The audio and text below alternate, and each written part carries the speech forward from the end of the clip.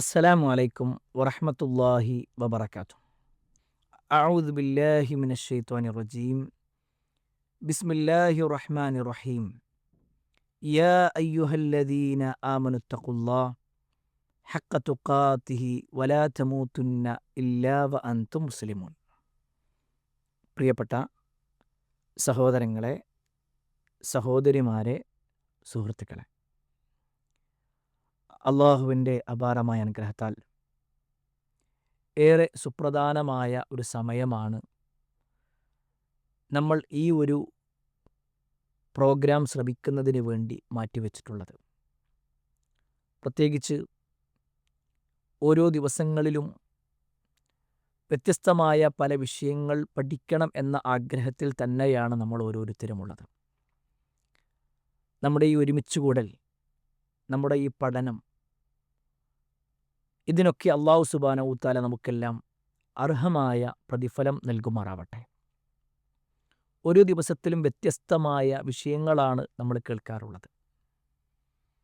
പലപ്പോഴും ഒരു മുസ്ലിം എന്ന നിലക്ക് നമ്മുടെ ജീവിതത്തിൽ ഏറെ കേട്ടിട്ടുള്ള ഒരു പദമാണ് നമസ്കാരം അല്ലെങ്കിൽ നിസ്കാരം എന്നുള്ള പദം.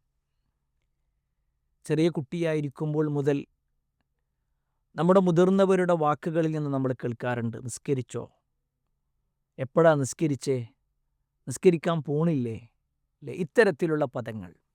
ഒരു പക്ഷേ നമ്മൾ മുതിർന്നു കഴിഞ്ഞപ്പോൾ അതേ ചോദ്യം നമ്മുടെ താഴെയുള്ളവരോട് നമ്മൾ ചോദിക്കാറുണ്ട്.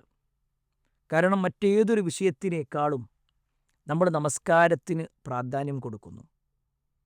നമുക്ക് ഒരു മകളുണ്ട്. ആ മകൾക്ക് വിവാഹപ്രായം എത്തിക്കഴിഞ്ഞാൽ അന്വേഷണങ്ങൾ നടത്തുമ്പോൾ പോലും നമ്മൾ അന്വേഷിക്കാറുള്ളത് ആ വിവാഹം അന്വേഷിച്ചു വന്ന ചെറുപ്പക്കാരൻ നിസ്കരിക്കുന്നവനാണോ എന്നാണ്. ഒരു പക്ഷേ മറ്റു കർമ്മങ്ങളൊന്നും തന്നെ അത്ര വലിയ ഗൗരവത്തിൽ നമ്മൾ കാണാറില്ല. എന്തുകൊണ്ട് നിസ്കാരത്തിന് ഇത്രയേറെ പ്രാധാന്യമുണ്ട്? ആ ഒരു ചോദ്യം, നമ്മൾ ആ ഒരു ചോദ്യത്തിൽ നിന്ന് ചില കാര്യങ്ങൾ ഓർമ്മപ്പെടുത്താനാണ് ഉദ്ദേശിക്കുന്നത്. ഒരു മുസ്ലിമിനെ സംബന്ധിച്ചിടത്തോളം ആ മുസ്ലിമിൻ്റെ ഏറ്റവും പ്രധാനപ്പെട്ട അടയാളമാണ് അവൻ നിസ്കരിക്കുന്നവനാകുക എന്നുള്ളത്. കാരണം റസൂലുള്ളാഹി സ്വല്ലല്ലാഹു അലൈഹി വസല്ലമ ഒരു മുസ്ലിമിനും അമുസ്ലിമായ വ്യക്തിക്കും ഇടയിലുള്ള വ്യത്യാസം എന്ന് പറഞ്ഞാൽ അത് തെർക്കുസ്വലാ, നമസ്കാരം ഉപേക്ഷിക്കലാണ് എന്ന് പറഞ്ഞിട്ടുണ്ടെങ്കിൽ, നിസ്കാരം ഉപേക്ഷിക്കുന്നവനെ സംബന്ധിച്ചിടത്തോളം അവന് യഥാർത്ഥ ഇസ്ലാമിൻ്റെ ആളായി മാറാൻ പറ്റൂല എന്ന് പറഞ്ഞിട്ടുണ്ടെങ്കിൽ അതിൻ്റെ ഗൗരവം അത്രത്തോളമുണ്ട്. ഇനി ഒന്നുകൂടി നിസ്സാരമായിട്ട് പറഞ്ഞാൽ, അല്ലെങ്കിൽ ഒന്നുകൂടി വ്യക്തമാക്കി പറഞ്ഞാൽ, ഒരാൾ മുസ്ലിമായി എന്ന് വിചാരിക്കും. അയാൾ ഇസ്ലാമിനെ അറിഞ്ഞ് അയാൾ ഇസ്ലാമിലേക്ക് പ്രവേശിച്ചു, ഞാനും മുസ്ലിമാകുകയാണെന്ന് പറയാണ്. സ്വാഭാവികമായിട്ടും അയാളോട് നമ്മൾ ആദ്യം പറയും, നിങ്ങൾ ഷഹാദത്ത് കലിമ ചൊല്ലണമെന്ന് പറഞ്ഞു. എന്താണ് ഷഹാദത്ത് കലിമ എന്നും പറഞ്ഞു കൊടുത്തു. അയാൾ അങ്ങനെ മുസ്ലിമായി എങ്കിൽ പിന്നെ അയാൾ ചെയ്യേണ്ട കർമ്മം ഏതാണ്? ഒരിക്കലും നമ്മൾ അയാളോടൊന്ന് നിങ്ങളിപ്പോൾ തന്നെ സക്കാത്ത് കൊടുക്കണമെന്ന് പറയൂല. നിങ്ങൾ ഈ സമയം മുതൽ നോമ്പെടുക്കണമെന്ന് പറയൂല. നിങ്ങൾ അടുത്ത ഫ്ലൈറ്റിന് തന്നെ ഹജ്ജിന് പോയിക്കോളും എന്ന് നമ്മൾ പറയൂല. മറിച്ച് നമ്മൾ പറയും, കുറച്ച് സമയമാകുമ്പോൾ ബാങ്ക് കൊടുക്കും. ആ ബാങ്ക് കൊടുത്തു കഴിഞ്ഞാൽ നമുക്ക് നിസ്കരിക്കാൻ പോകണം. അയാൾ പറയും, ഞാൻ എങ്ങനെയാണ് നിസ്കരിക്കുക? അതൊക്കെ ഞാൻ പഠിപ്പിച്ചു തരാം. കാരണം ഇത് വളരെ പ്രധാനപ്പെട്ട ഒരു കാര്യമാണ്. അല്ലെ? നിസ്കാരത്തിൻ്റെ ആ ഒരു ഗൗരവം ഒരാൾ മുസ്ലിമായി കഴിഞ്ഞാൽ ഉടനെ നിർവഹിക്കേണ്ട കാര്യം, പിന്നെ ഒരിക്കലും മാറ്റിവെക്കാൻ പറ്റാത്ത ഒരു കാര്യം. മറ്റേതൊരു കർമ്മങ്ങൾക്കും ഒരുപാട് എക്സ്ക്യൂസുകളുണ്ട്, അല്ലെ? ഒരുപാട് ഇളവുകളുണ്ട്. നോമ്പിന് ചില ഇളവുകളുണ്ട്. നോമ്പെടുക്കേണ്ടതില്ല പല ആളുകളും. ഒരാൾ യാത്രക്കാരനാണോ, അയാളോട് പറയും, നിങ്ങൾ നോമ്പെടുക്കണ്ട, പിന്നെ നോമ്പെടുത്താൽ മതി. അയാൾ രോഗിയാണോ, നിങ്ങളിപ്പോൾ എടുക്കണ്ട, പിന്നെ എടുത്താൽ മതി. അല്ലേ? നോമ്പിന് ഇളവുണ്ട്. ഒരാൾ സക്കാത്ത് കൊടുക്കാൻ നിർബന്ധമായിട്ടും എല്ലാവരും സക്കാത്ത് കൊടുക്കണോ എന്ന് ചോദിച്ചാൽ അല്ല. അതിന് ചില ആളുകളുണ്ട്. ഇത്ര സാമ്പത്തിക ശേഷിയുള്ള, ഇത്ര കാലം കൊണ്ട് ഇത്ര പണമുണ്ടാക്കിയിട്ടുള്ള ആൾ, അയാളാണ് സക്കാത്ത് കൊടുക്കേണ്ടത്. എല്ലാവരും ഹജ്ജ് ചെയ്യണമെന്നും നമ്മൾ പറയാറില്ല. എന്നാൽ ഇസ്ലാമിലെ ഏറ്റവും പ്രധാനപ്പെട്ട കാര്യങ്ങൾ തന്നെയാണ് നോമ്പും സക്കാത്തും ഹജ്ജും ഒക്കെ. എങ്കിൽ പോലും അതിനൊക്കെ ചില ഇളവുകളുണ്ടെങ്കിൽ നിസ്കാരത്തിന് നിങ്ങൾ പരിശോധിക്കും, ഒരാൾക്ക് നിസ്കാരം ഒരിക്കലും ഒരിളവുമില്ല. ഒരു ഇളവുമില്ല. അയാൾ രോഗിയാണോ എങ്കിൽ അയാൾക്ക് കഴിയുന്ന രൂപത്തിൽ അയാൾ നിസ്കരിക്കണം എന്നാണ്. മഹാനായ ഇമ്രാൻ ഇബ്നു ഹുസൈൻ റളിയല്ലാഹു അൻഹു, അദ്ദേഹം രോഗിയായി, ഒരു സ്വഹാബിയാണ്, അദ്ദേഹം രോഗിയായ സമയത്ത് അദ്ദേഹം നബി സല്ലല്ലാഹു അലൈഹി വസല്ലമയോട് ചോദിക്കുകയാണ്, അള്ളാഹുവിൻ്റെ റസൂലെ, ഞാൻ രോഗിയാണ്, ഞാൻ എങ്ങനെയാണ് നിസ്കരിക്കുക? അപ്പോൾ റസൂലുള്ളാഹി സ്വല്ലല്ലാഹു അലൈഹി വസല്ലം പറയാണ്, നിങ്ങൾക്ക് നിൽക്കാൻ കഴിയുന്നുണ്ടെങ്കിൽ, അഥവാ നിന്ന് നമസ്കരിക്കാൻ കഴിയുന്നുണ്ടെങ്കിൽ നിൽക്കന്നെ വേണം. ഇനി അതിന് കഴിയൂലേ എന്നാൽ ഇരുന്നിട്ട് നിസ്കരിച്ചാൽ മതി.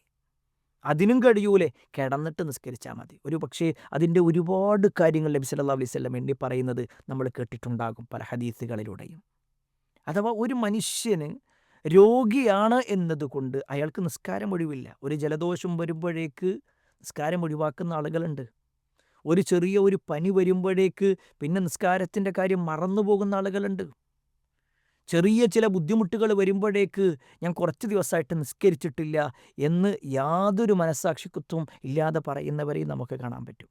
എന്നാൽ അയാൾക്ക് ശാരീരികമായ ബുദ്ധിമുട്ടുണ്ടെങ്കിൽ പോലും ബോധമുണ്ടെങ്കിൽ അയാൾ നിസ്കരിക്കണം. അത് കിടന്നിട്ടോ അല്ലെങ്കിൽ കണ്ണുകൊണ്ടോ ഹൃദയം കൊണ്ടോ എങ്ങനെയാണോ അയാൾക്ക് നിസ്കരിക്കാൻ പറ്റുന്നത് അങ്ങനെ നിസ്കരിക്കണം. അതുപോലെ തന്നെ ഒരാൾ യാത്രക്കാരനാണ്, നിസ്കാരത്തിൽ ഇളവുണ്ടോ? നിസ്കാരം ഒഴിവാക്കുക എന്ന ഇളവില്ല, മറിച്ച് 4 റക്അത്തുള്ള നിസ്കാരം 2 ചുരുക്കി നിസ്കരിക്കുക എന്നൊരളവുണ്ട്. അപ്പോഴും നിസ്കാരം ഒഴിവാക്കാൻ പറ്റൂല. യാത്രയിലാണ് എന്നതുകൊണ്ട് നിസ്കാരം ഒഴിവില്ല. എത്രത്തോളം എന്നാൽ അള്ളാൻ്റെ മാർഗത്തിൽ ജിഹാദ് ചെയ്യുന്ന വ്യക്തിയാണെങ്കിൽ പോലും, അള്ളാൻ്റെ മാർഗത്തിലുള്ള ജിഹാദ് എന്ന് പറഞ്ഞാൽ എത്ര വലിയ പുണ്യം കിട്ടുന്ന കാര്യമാണ്. പക്ഷേ ആ ജിഹാദിന് വേണ്ടി ഇറങ്ങിപ്പുറപ്പെട്ടാൽ പോലും നിസ്കാരം ഒഴിവാക്കാൻ പറ്റൂല. ഇതിനപ്പുറത്തേക്ക് എന്താ പറയുക? അപ്പോൾ പ്രിയപ്പെട്ടവരെ, നിസ്കാരം എന്നുള്ളത് വളരെ പ്രധാനപ്പെട്ട കാര്യം. നമ്മൾ നിസ്കരിക്കുന്നതിലൂടെ നമുക്ക് ലഭിക്കുന്ന ഒരുപാട് നേട്ടങ്ങൾ. അതിലൊന്നാമത്തെ നേട്ടം എന്താണെന്ന് വെച്ച് കഴിഞ്ഞാൽ നമുക്ക് യഥാർത്ഥ ഒരു മുസ്ലിം ആകാൻ പറ്റും. കാരണം ഇസ്ലാമിനെക്കുറിച്ച് പറഞ്ഞിടത്തെല്ലാം ബുനിയൽ ഇസ്ലാമു അല ഖംസിൻ, ഇസ്ലാം നിർമ്മിക്കപ്പെട്ടിട്ടുള്ളത് അല്ലെങ്കിൽ ഉണ്ടാക്കപ്പെട്ടിട്ടുള്ളത് 5 കാര്യങ്ങളിലൂടെയാണ്. അതിലൊന്ന് നിസ്കാരമാണ്. നിസ്കാരം എന്ന് പറഞ്ഞാൽ ഇസ്ലാമിലെ തൂണായിട്ട് എണ്ണപ്പെട്ടിട്ടുള്ളത്. അപ്പോൾ ഒരാൾ നിസ്കരിക്കുന്നതിലൂടെ അയാൾ യഥാർത്ഥ മുസ്ലിമായി മാറും. നിസ്കരിക്കാത്തവനെ മുസ്ലിം എന്ന് പറയുക എന്നുള്ളത് അതുണ്ടാവില്ല. പേരിൽ ഒരു പക്ഷേ അയാളുടെ പേരൊക്കെ മുസ്ലിം പേര് തന്നെയായിരിക്കും, അയാൾക്ക് മുസ്ലിം പേരുണ്ടാകും. പക്ഷേ അള്ളാഹുവിൻ്റെ അടുക്കൽ മുസ്ലിം ആകണമെങ്കിൽ നിസ്കരിക്കുന്നവൻ ആവണം എന്നുള്ളത് ഉറപ്പാണ്. അപ്പോൾ നമുക്ക് ഒരു മുസ്ലിം ആകാൻ പറ്റും. നിസ്കരിക്കുന്നതിലൂടെ എന്ത് കിട്ടുമെന്ന് ചോദിച്ചാൽ നമുക്ക് മുസ്ലിം ആകാൻ പറ്റും. രണ്ടാമത്തെ ഒരു കാര്യം എന്താണെന്ന് വെച്ച് കഴിഞ്ഞാൽ അയാളുടെ പരലോക ജീവിതവുമായി ബന്ധപ്പെട്ടുകൊണ്ട്, അയാൾ ഖബറിലെത്തിക്കഴിഞ്ഞാൽ അയാളുടെ വിചാരണയുമായി ബന്ധപ്പെട്ടുകൊണ്ട് അതിലൊക്കെയുള്ള ചില ചോദ്യങ്ങളുണ്ട്. അതിൽ വിചാരണയിൽ ആദ്യമായി ചോദ്യം ചെയ്യപ്പെടുന്നത് നിസ്കാരത്തെക്കുറിച്ചായിരിക്കും. ആ നിസ്കാരം ക്ലിയർ ആണെങ്കിൽ ബാക്കിയെല്ലാം ക്ലിയർ ആവുന്ന. നിസ്കാരം പോരായ്മയാണെങ്കിൽ, അതിലെന്തൊക്കെയോ കുറവുകളുണ്ടെങ്കിൽ പിന്നെ അയാൾ പ്രയാസപ്പെടും. എത്ര ഗൗരവപ്പെട്ട വാചകമാണതെന്നറിയോ? കാരണം ഒരു മനുഷ്യനെ സംബന്ധിച്ചിടത്തോളം അയാളുടെ നിസ്കാരത്തിന് പ്രാധാന്യം കൊടുക്കേണ്ടതിൻ്റെ ഗൗരവമാണ് നബി സല്ലല്ലാഹു അലൈഹി വസല്ലം പറയുന്നത്. ഒരാളോട് പരലോകത്ത് ചോദ്യം ചെയ്യുന്ന കർമ്മങ്ങളിൽ ഒന്നാമത്തേത് നിസ്കാരം. ആ നിസ്കാരം ക്ലിയർ ആണെങ്കിൽ പിന്നെ ബാക്കിയൊക്കെ ചോദിക്കുള്ളൂ. നിസ്കാരം കൂടി ഇല്ലെങ്കിലോ പിന്നെ വേറെ ചോദ്യങ്ങളില്ല എന്നാണ്. നമുക്ക് പെട്ടെന്ന് മനസ്സിലാക്കാൻ വേണ്ടി പറയാം. ഒരാൾ 10ാം ക്ലാസ് കഴിഞ്ഞ് +1 അഡ്മിഷൻ കിട്ടണമെന്നുണ്ടെങ്കിൽ ആദ്യം എന്താ ചോദിക്കുക? അവൻ്റെ ഹൈറ്റ് എത്രയാണ്, അവൻ്റെ വയസ്സ് എത്രയാണ്, ഇതൊന്നുമല്ല ചോദിക്കുക.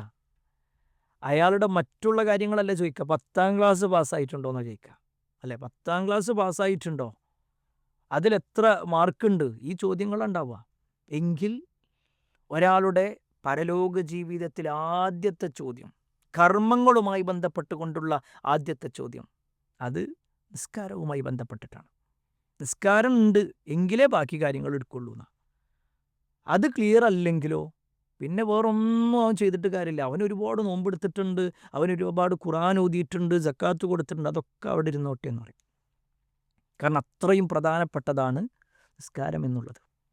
ഇനിയോ സ്വർഗത്തിലേക്കുള്ള പ്രവേശനം, നബി സല്ലല്ലാഹു അലൈഹി വസല്ലമയോട് ചോദിക്കപ്പെട്ട പ്രവാചകരെ സ്വർഗ്ഗത്തിലേക്ക് അടുപ്പിക്കുന്ന നരകത്തിൽ നിന്ന് രക്ഷപ്പെടുത്തുന്ന കാര്യങ്ങൾ എന്തൊക്കെയാണെന്ന് മഹാനായ മുആദ് ബിൻ ജബൽ റളിയല്ലാഹു അൻഹുവാണ് ചോദിക്കുന്നത്. സ്വർഗ്ഗത്തിലേക്ക് അടുപ്പിക്കുന്ന കാര്യങ്ങൾ പറഞ്ഞു തരുമെന്ന്. അപ്പോൾ നബി സല്ലല്ലാഹു അലൈഹി വസല്ലം അതിൽ എണ്ണി പറഞ്ഞ കൂട്ടത്തിലൊന്നും എന്താണെന്നറിയോ?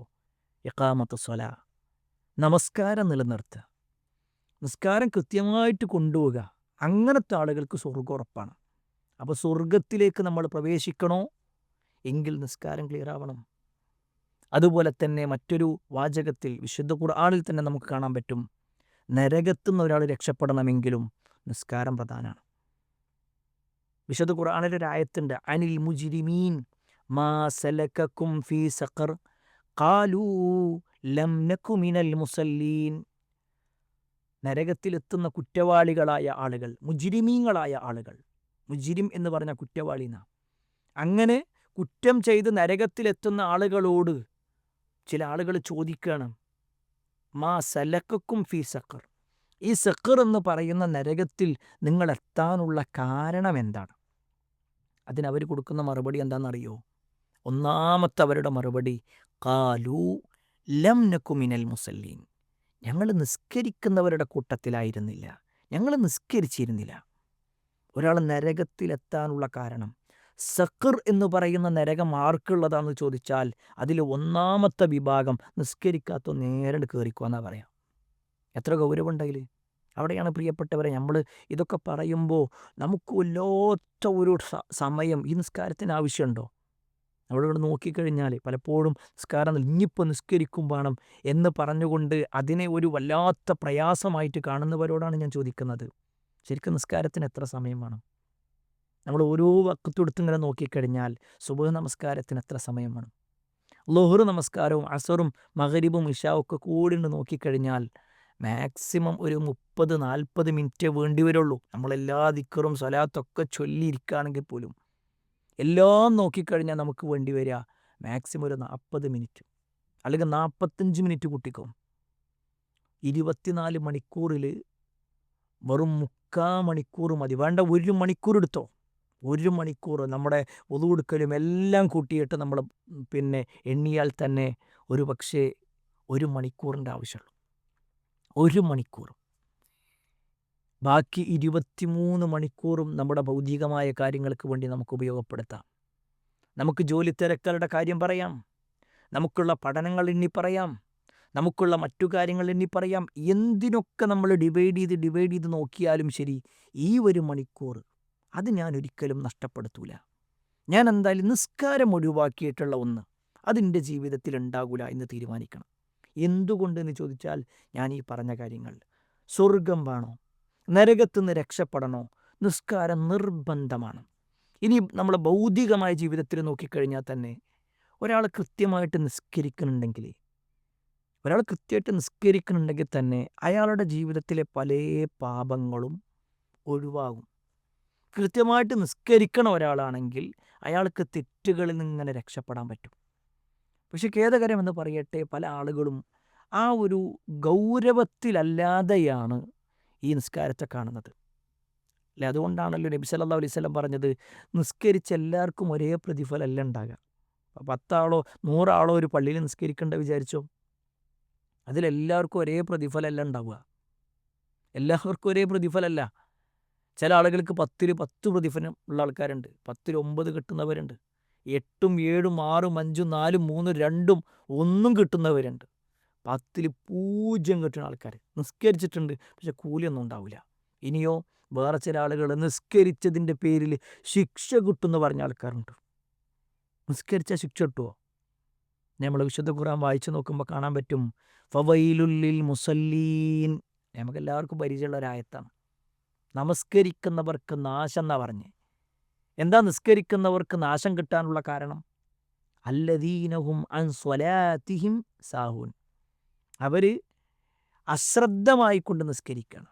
അശ്രദ്ധയാണ്, പേരിനിങ്ങനെ നിസ്കരിച്ചു പോവുക. അങ്ങനെയാകാൻ പാടില്ല.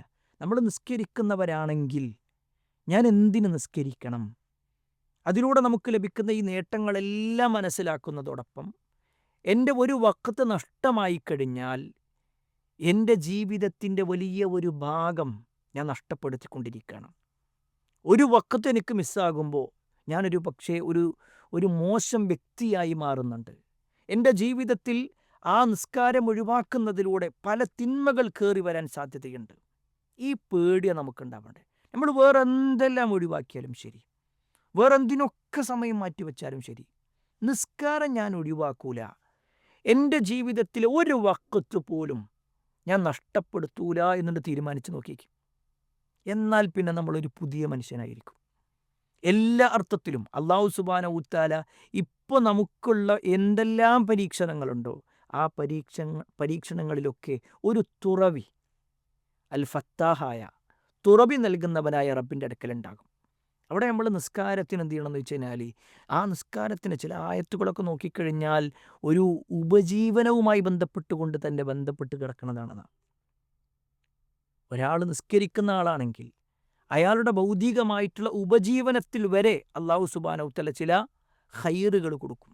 നമ്മളൊരിക്കലും നിസ്കരിക്കുന്നത് ഉപജീവനത്തിന് വേണ്ടിയാകാൻ പാടില്ല, സാന്ദർഭികമായിട്ട് ഓർമ്മപ്പെടുത്തുകയാണ്. എന്നാൽ നമ്മൾ നിസ്കരിക്കുന്നതിലൂടെ അള്ളാഹുവിൻ്റെ സ്നേഹം കരസ്ഥമാക്കാൻ പറ്റുകയാണ്. ഒരുപാട് ഖൈറുകൾ ലഭിക്കണം. ആ ഖൈറുകളെല്ലാം നമുക്ക് ലഭിക്കണം. കാരണം നമ്മുടെ ജീവിതത്തിലെ ഏറ്റവും പ്രധാനപ്പെട്ട കാര്യം, എത്രയോ ആളുകൾ ചോദിക്കുന്ന ഒരു കാര്യം, അതിലേറെ അള്ളാഹുവിൻ്റെ അടുക്കൽ നമ്മൾ മരണപ്പെട്ട് കഴിഞ്ഞാൽ തുടങ്ങുന്ന ചോദ്യങ്ങളിൽ ഏറ്റവും പ്രധാനപ്പെട്ട കാര്യം അത് നിസ്കാരവുമായി ബന്ധപ്പെട്ടുകൊണ്ടാണ്. നമ്മളെ റസൂലുള്ളാഹി സ്വല്ലല്ലാഹു അലൈഹി വസല്ലമ തിരിച്ചറിയുന്നത് പോലും ഉറൻ മുഹജ്ജലീന, നമ്മുടെ കൈകാലുകൾ വെളുത്ത കാരണത്താൽ. അതെങ്ങനെ? വുളൂഇൻ്റെ അവയവങ്ങൾ വുളൂ ഇങ്ങനെ കൃത്യമായിട്ട് ചെയ്ത ആളുകൾ, അവർക്കാണ് നാളെ പരലോകത്ത് നബി സല്ലല്ലാഹു അലൈഹി വസല്ലമ കൃത്യമായി അവരെങ്ങനെ തിരിച്ചറിയും എന്നുള്ളതാണ്. നാളെ അള്ളാഹിനെ കണ്ടുമുട്ടുമ്പോൾ അള്ളാഹിൻ്റെ മുന്നിൽ സുജൂദ് ചെയ്യാൻ ആളുകളെല്ലാവരും നിൽക്കുമ്പോൾ ചില ആളുകളുടെ ഒന്നും മുതുക് വളയൂല എന്ന് പറഞ്ഞിട്ടുണ്ട്. മുതുക് വളയൂല, അങ്ങനെ നിൽക്കും. എല്ലാവരും സുജൂദ് ചെയ്യാനുണ്ടാകും പരലോകത്ത്, പക്ഷെ ഇവർക്ക് സുജൂദ് ചെയ്യാൻ കഴിയൂല. ആ നിർഭാഗ്യവാന്മാരാരാന്നറിയോ? ഈ ദുനിയാവിൽ അള്ളാഹ്ക്ക് സുജൂദ് ചെയ്യാത്ത ആൾക്കാരാണ്. ഈ ദുനിയാവിൽ നിസ്കാരത്തിന് ഗൗരവം കൊടുക്കാത്ത ആളുകൾ. ചില ആളുകളൊക്കെ നിസ്കാരം എന്ന് പറഞ്ഞാൽ എല്ലാവരും കൂടുമ്പോൾ എന്നാൽ പിന്നെ ഞാനും നിസ്കരിക്കുക, ആരുമില്ലേ എന്നാൽ ഞാനുമില്ല. വേറെ ചില ആളുകളാവട്ടെ ഇടയ്ക്കൊക്കെ നിസ്കരിക്കും. അല്ല, ഇങ്ങനെ കുറേ ആളുകളങ്ങനെ കാറ്റഗറി ചെയ്ത് നോക്കിക്കഴിഞ്ഞാൽ പ്രിയപ്പെട്ടവരെ, നമ്മളിവിടെ എവിടെയൊക്കെയോ ഉണ്ട്, ഏതോ ഒന്നിലാണ്. എന്നാൽ അതിനപ്പുറത്തേക്ക് നമ്മളൊരാളാവണം.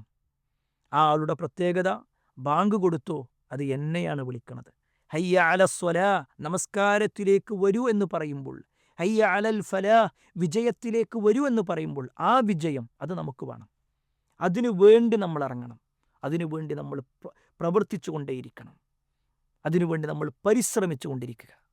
അങ്ങനെ നമസ്കരിച്ചുകൊണ്ട് വിജയം കൈവരിക്കുന്ന ആളുകളിൽ അള്ളാഹു നമ്മെ ഏവരെയും ഉൾപ്പെടുത്തുമാറാവട്ടെ. വ ആഖിറു ദഅവാനാ അൽഹംദുലില്ലാഹി റബ്ബിൽ ആലമീൻ.